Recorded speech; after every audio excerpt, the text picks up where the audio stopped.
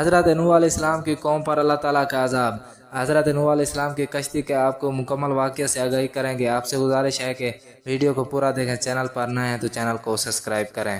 بسم اللہ الرحمن الرحیم۔ شروع کرتا ہوں اللہ کے نام سے جو بڑا مہربان نہایت رحم والا ہے۔ پیارے دوستو، حضرت نوح علیہ السلام کو اللہ تعالیٰ نے 40 برس کی عمر میں نبوت عطا فرمائی۔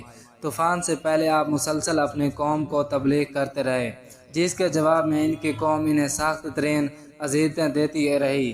حضرت ابن عباس بیان کرتے ہیں کہ رسول صلی اللہ علیہ وسلم نے فرمایا، کسی نبی کو اپنی قوم کے ہاتھوں اتنی تکلیف اور اذیت نہیں پہنچی جتنی حضرت نوح علیہ السلام کو اپنی قوم کے ہاتھوں برداشت کرنا پڑی۔ کافر انہیں ڈراتے دھمکاتے اور تبلیغ سے باز رکھنے کے لیے اس قدر تشدد کرتے کہ وہ بے ہوش ہو جاتے۔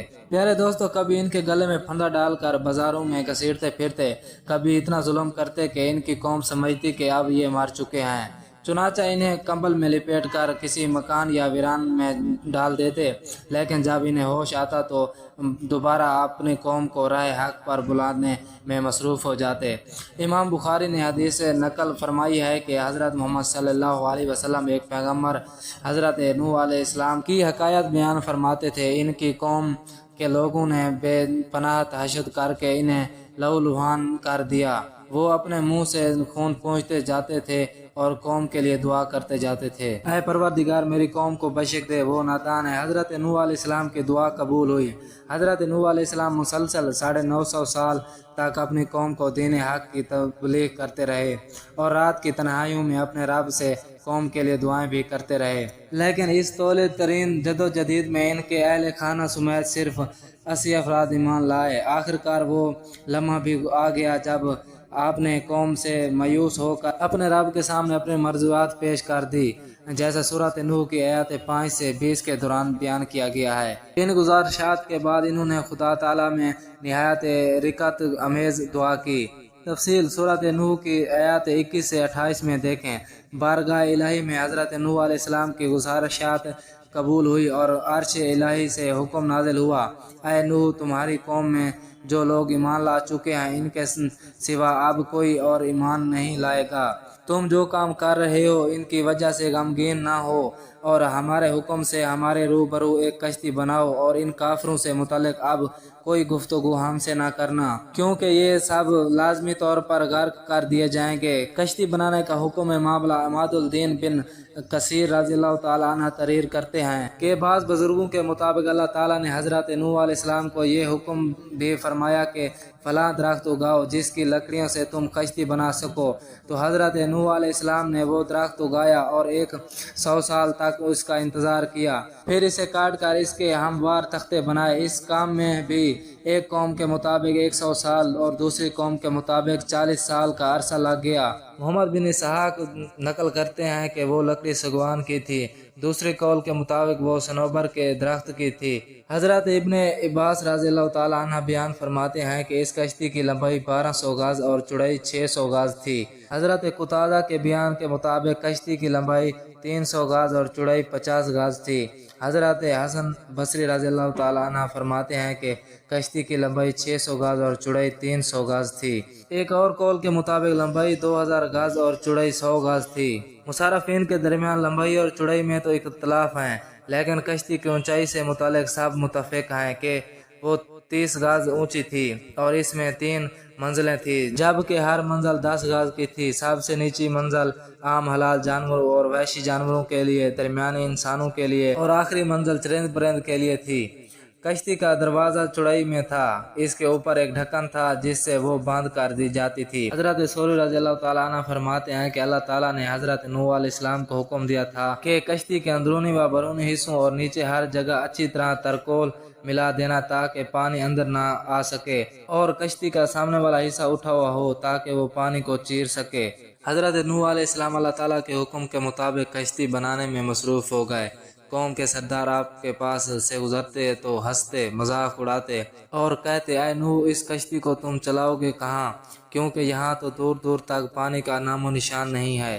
کوئی کہتا معلوم ہوتا ہے کہ نوح علیہ السلام اس کشتی کو ریتلے صحرا میں چلائیں گے۔ چنانچہ اللہ تعالیٰ نے اپنے نبی کی جانب سے جواب دیتے ہوئے فرمایا، اگر تم ہم سے مذاق کرتے ہو تو ہم بھی تم سے مذاق کریں گے، اور ہم بھی تم پر ایک دن ہنسیں گے جیسے تم ہم پر ہنستے ہو۔ تمہیں جلد معلوم ہو جائے گا کہ عذاب کس پر اترا ہے، اور جس شخص پر بھی عذاب آئے گا وہ اسے ذلیل کر کے رکھ دے گا، اور اس پر دائمی عذاب اترے گا۔ کشتی میں سوار ہونے کا حکم ہے۔ کشتی تیار ہو چکی تھی، اور پھر ایک دن اللہ تعالیٰ نے حکم دیا کہ اب تم اس کشتی میں ہر قسم کے جانوروں میں جوڑے یعنی نر اور مادہ سوار کر لو، اور اپنے گھر کے لوگوں کو بھی سوائے ان کے جن پر پہلے بات ہو چکی ہے، اور سب اہل ایمان کو بھی جن کی تعداد بہت کم تھی۔ اللہ تعالیٰ کے حکم کے مطابق حضرت نوح علیہ السلام نے ہر روحانی مخلوق کا ایک ایک جوڑا کشتی میں رکھ لیا۔ بعض مسافرین لکھتے ہیں کہ کشتی میں نباتات بھی رکھے گئے تھے۔ لکھتے ہیں کہ اہل ایمان کی کل تعداد مرد اور خواتین ملا کر 80 تھی، جبکہ بعض نے اس سے بھی کم بتائی ہے۔ ان میں حضرت نوح علیہ السلام کے 3 بیٹے جو ایمان لائے تھے، اور ان کے نام سام، حام، یافت تھے۔ ان کی بیویاں اور چوتھے یام کی بیوی بھی شامل تھی، جسے کنعان بھی کہا گیا۔ حضرت نوح علیہ السلام کا ایک بیٹا کافر تھا جس کا نام یام تھا، وہ اسی طوفان نوح میں غرق ہوا، جبکہ اس کی بیوی مسلمان ہونے کی وجہ سے کشتی میں سوار تھی۔ حضرت نوح علیہ السلام نے سب کو کشتی میں سوار کروا کے اس کے دروازے سختی سے بند کر دیے، اور خود عبادت الہی میں مصروف ہو گئے۔ ایک دوسرے مقام پر اللہ تعالیٰ نے فرمایا، اے نوح، جب تم اور تمہارے ساتھی کشتی میں سوار ہو جائیں تو کہو سب تعریفیں اللہ ہی کے لیے ہیں جس نے ہمیں ظالم لوگوں سے نجات عطا فرمائی، اور کہو کہ اے میرے رب، مجھے ببرکت اتارنا، اور تو ہی بہتر اتارنے والا ہے۔ طوفان نوح میں ہر چیز غرق ہو گئی تھی۔ کشتی میں سوار ہوئے کچھ ہی دیر ہوئی تھی کہ طوفان کے اسرار ظاہر ہونے لگے، اور دیکھتے ہی دیکھتے زمین کے ہر گولے سے پانی ابلنے لگا۔ آسمان سے ہونے والی قیامت خیز بارش ہر شے کو بہا لے جانے کے در پہ تھی، گویا قیامت کا منظر تھا۔ اونچے سے اونچے پہاڑ بھی پانی میں ڈوبتے چلے جا رہے تھے، لیکن حضرت نوح علیہ السلام کی کشتی انہیں اور ان کے ساتھیوں کو اپنے دامت میں سمیٹے اللہ تعالیٰ کے حکم اور اس کی حفاظت میں چلی جا رہی تھی، ورنہ اتنے طوفانی پانی میں لکڑی کی کشتی کی کیا ہی حیثیت تھی۔ اس لیے اللہ تعالیٰ نے ایک دوسرے مقام پر بطور احسان فرمایا، اور جب پانی میں طغیانی آ گئی تو اس وقت ہم نے تمہیں کشتی میں سوار کر دیا تاکہ اسے تمہارے لیے نصیحت اور یادگار بنا دے، اور تاکہ یاد رکھنے والے کان اسے یاد رکھیں۔ حضرت نوح علیہ السلام تیسری منزل کی ایک اونچی کھڑکی سے باہر کا منظر دیکھ رہے تھے۔ انہوں نے اپنے بیٹے کیان کو دیکھا تو ایک اونچے مقام پر موجود تھا۔ حضرت نوح علیہ السلام نے اپنے بیٹے سے فرمایا، اے میرے بیٹے، تو ہمارے ساتھ اس کشتی میں سوار ہو جا اور کافروں کا ساتھ نہ دے۔ اس نے کہا، ابا، آپ میری فکر نہ کریں، میں ابھی سب سے اونچے پہاڑ پر چڑھ جاؤں گا۔ حضرت نوح علیہ السلام نے کہا، آج پروردگار عالم سے کوئی نہیں بچ سکتا۔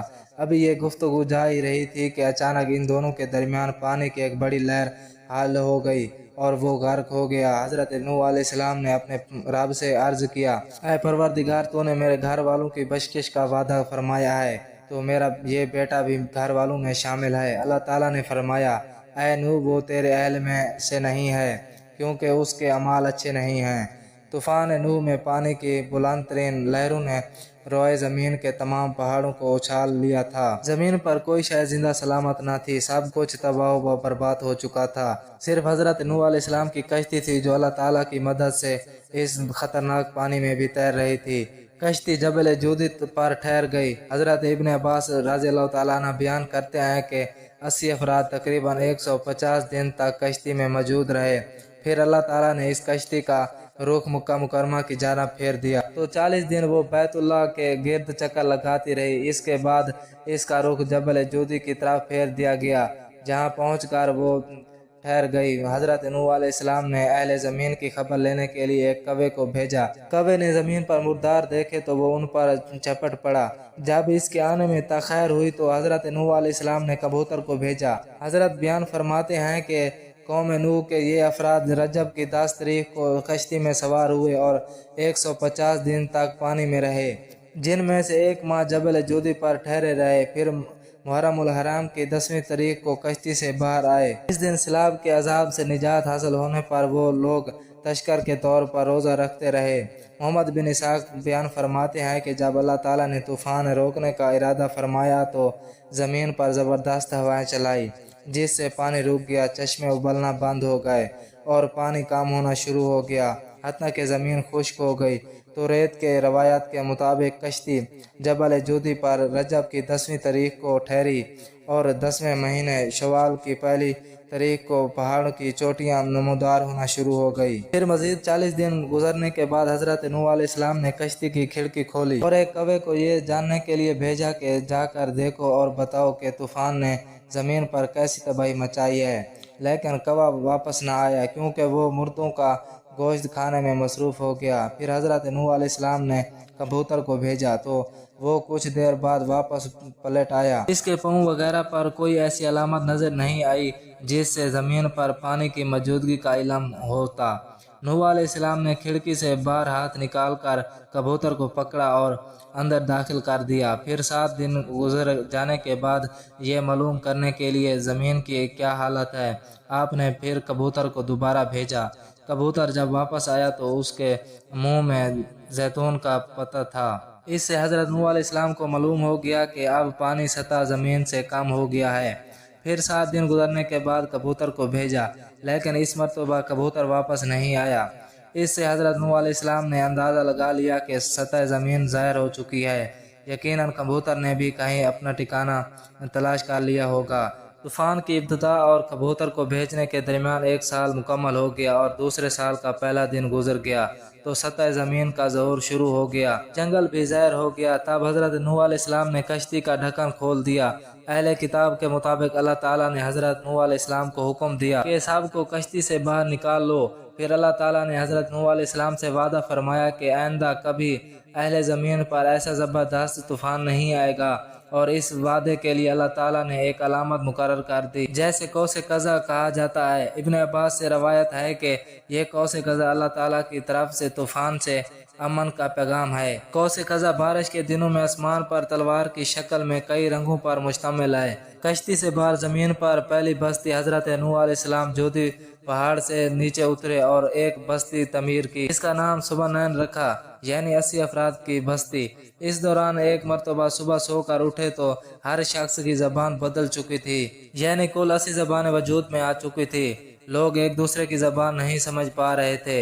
इस वक्त हज़रत नूह अलैहिस्सलाम साहब की ज़बानों को समझते और हर एक की तर्जमानी फरमाते थे। हज़रत नूह अलैहिस्सलाम की कश्ती और अहले दुनिया भर के बड़े बड़े जोग्राफिया दान और साइंसदान अपने जद्दोजदीद आलात और बेहतरीन सफरी सहूलियात के बावजूद आज तक कश्ती नूह के असल मकाम के बारे में कोई हतमी राय कायम नहीं कर सके।